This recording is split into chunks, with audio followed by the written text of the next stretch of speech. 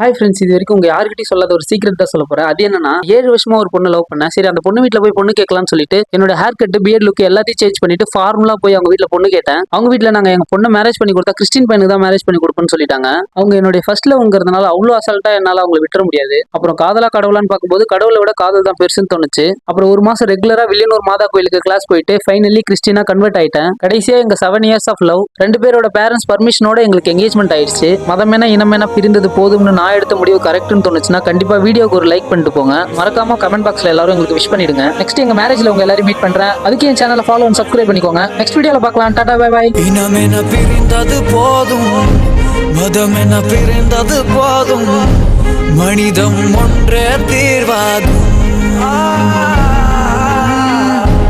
உயிர்களை இழந்தது போதும், உறவுகள் அழிந்தது போதும், அன்பே என்றும் தீர்வாகும்.